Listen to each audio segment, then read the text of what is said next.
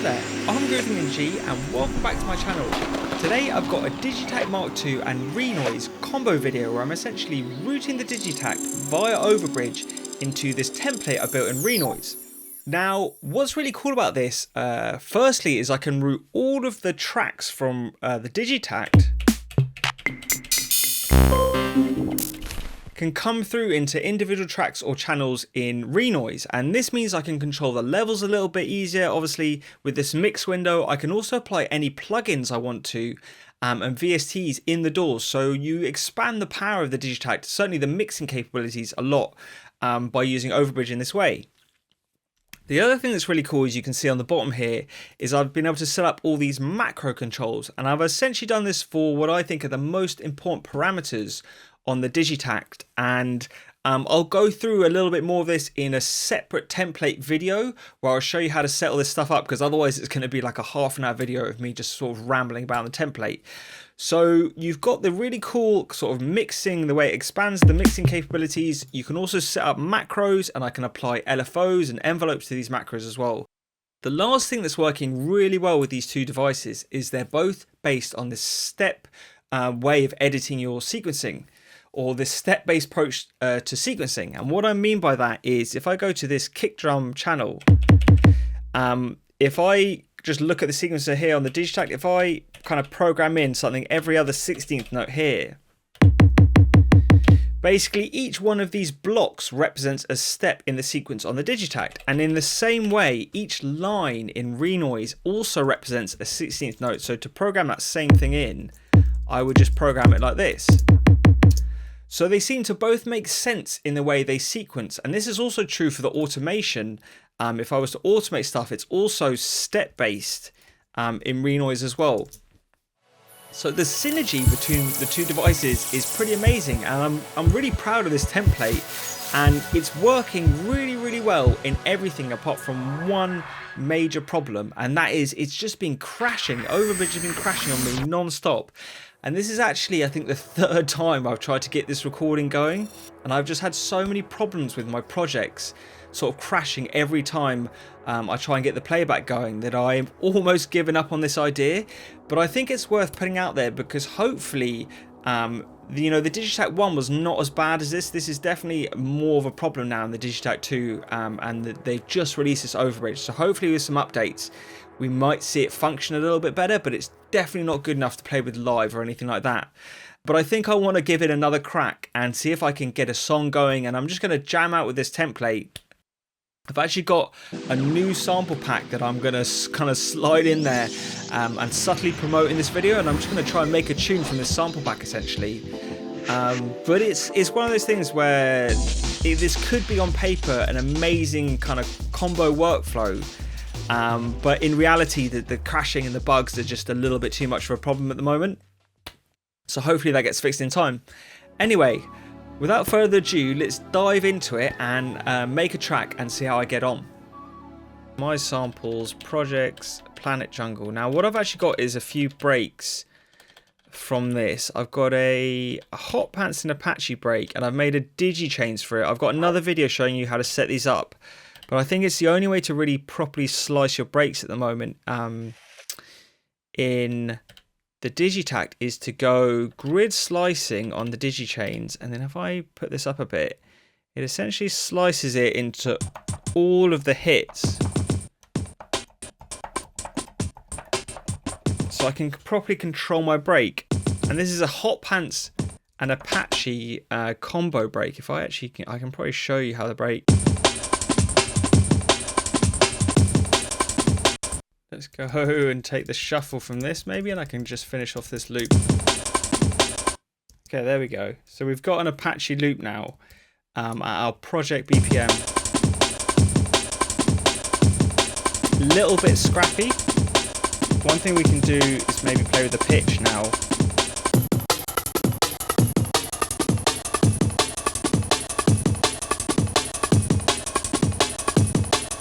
Quite like it up there.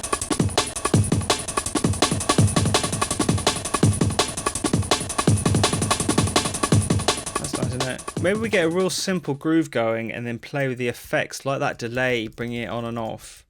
So let's go LFO, and I'm going to reset it at the start of the pattern, custom, and I essentially just want it to rise and fall.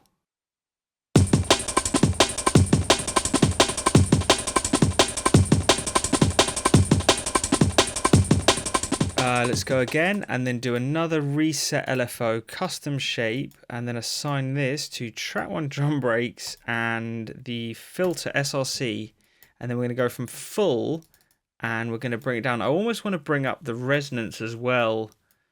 A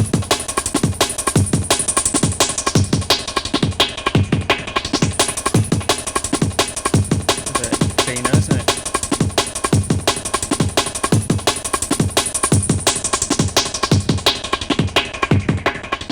Okay, so it's a little bit too samey, but I think if I get another break going, it might start to sound really cool quite quickly. So let's go to another track. I've got another break from my sample pack I've DigiChained. I could do this Apache one. I've got this Scrapyard one's really cool actually.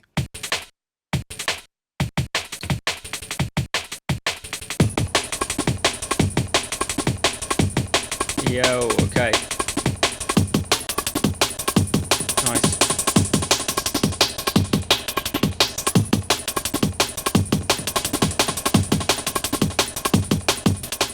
Got a bit of a groove. It needs, for sure, I would say a kick layer and probably another break. Maybe I go for another break first.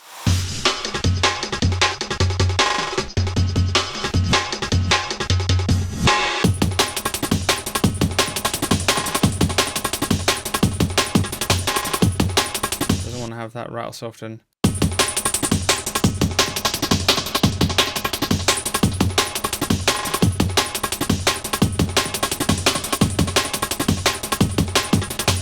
Okay, 3 breaks rolling.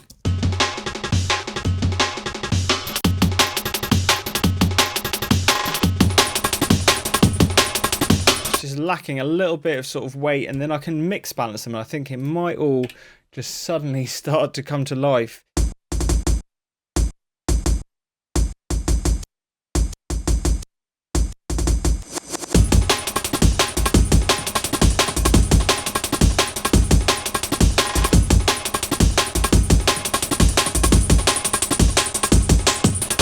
So we can do a few more percussion effects and maybe things like that, but I want to get a vibe going. Maybe I leave most of this top row for effects and drums and things. If I go to track 9, channel 9, track 9, down here, let's go get a pad. Now in this sample pack that I'm slightly promoting in this video, I have actually made one of the best pads I've ever done, and it's called Apollo Pad Apollo Chord. And it would work for a deep house track or a lo-fi house, and it's perfect for jungle.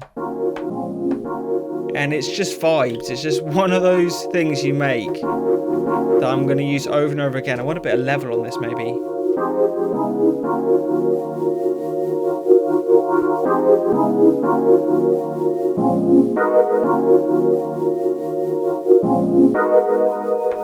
I'm just going to try and find a sequence. It's really good for chromatic stuff, even though that makes it really complicated to...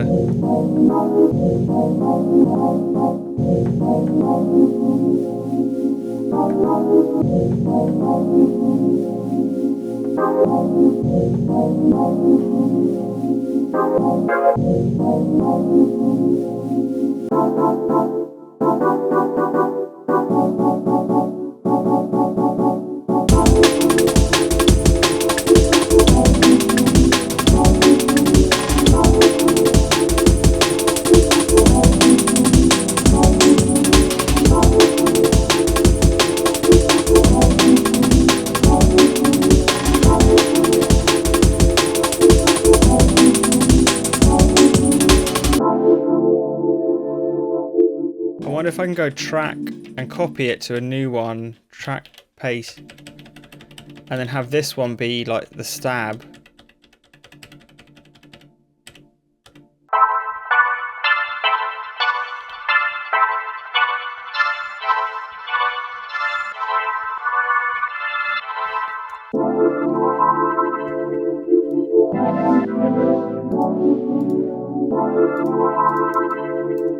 Definitely makes it nice. Because it's going from this note, a G, to a D. G, 1, 2, 3, 4, 5. So maybe this needs to go 1, 2, 3, 4, 5.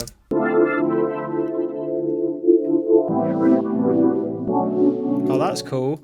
And then from a D back up 2 semitones. Whoa. So it needs to follow that movement of the other.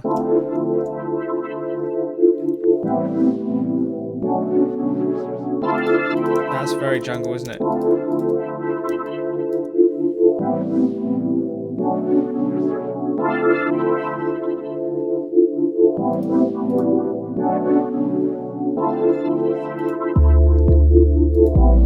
Big bass.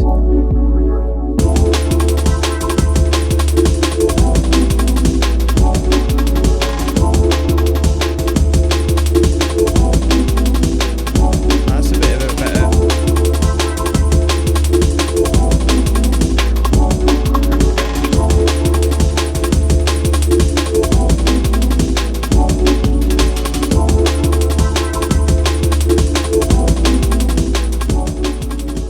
Nice. Okay, this is actually sounding kind of sick now. Let's do some of my favorite things, which are these snare effects. So channel number 5. I want to go to my samples.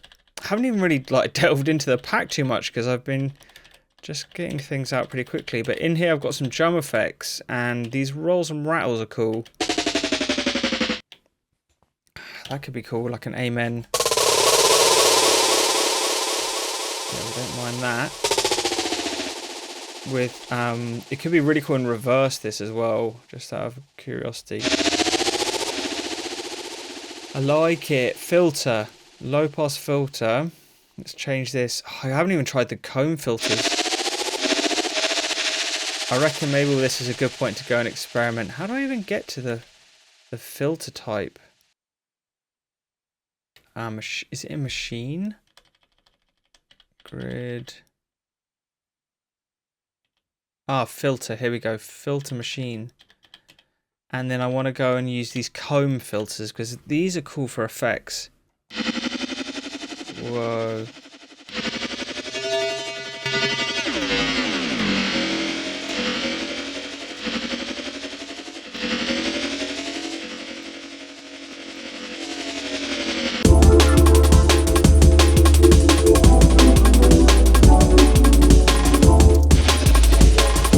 One cool thing to make this workflow a little bit more seamless is I've got rolling sampler on my master channel here, and so I can go and just actually solo this. I made this effects, if I can find it here. It's actually this one. And that means I can just basically select this bit of audio and then chuck this on a new track in Renoise and resample it out that way. If I just close this down again and make this a bit bigger. So one thing I think I maybe messed up with, so I have that same effect, but I want it maybe to ring out with the actual, all of the effects, the delay on it from the Digitakt. So if I actually solo the master channel as well, which is where I've basically routed, I've set it up in this routing area. So kind of the main output of the Digitakt is coming out the master channel, and if you look at the template video, it will make a bit more sense this bit. But essentially all I can do is solo the track I'm on and the master channel, go to rolling sampler,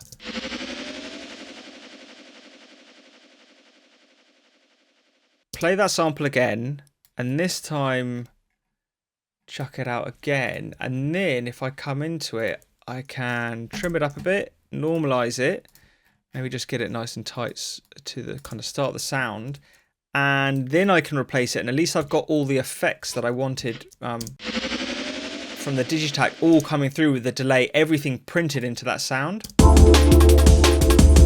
Then let's go do this. Nice.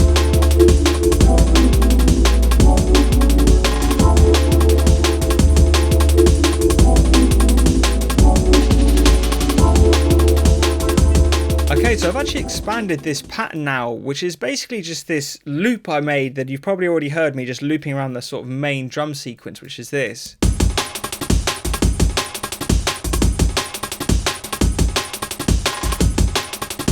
So it goes round and round, but to spice it up, I've been doing a bit of work with FilterFreak, where I've been automating all this stuff in Renoise, so it's really cool being able to use stuff like FilterFreak alongside the Digitakt. And I'm like pulling down the frequency in FilterFreak and then smashing the input and output to give me loads of saturation on this this fat setting. So I'm doing cool things with FilterFreak. I'm also sending to reverbs and delays on this drum bus that I've basically made. All the drum break groups I've just sent to a drum bus in Renoise. Anyway, rather than sort of trying to make lots of fills and variations, I have just done some cool bus processing to help progress the track that way.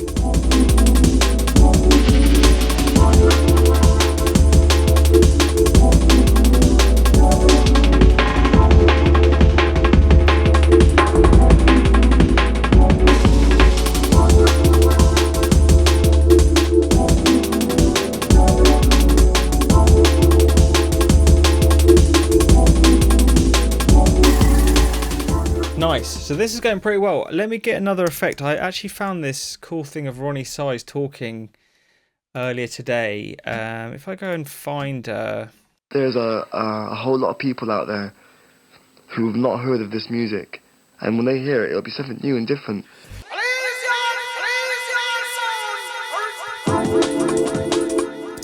There's a whole lot of people out there who've not heard of this music, and when they hear it, it'll be something new and different.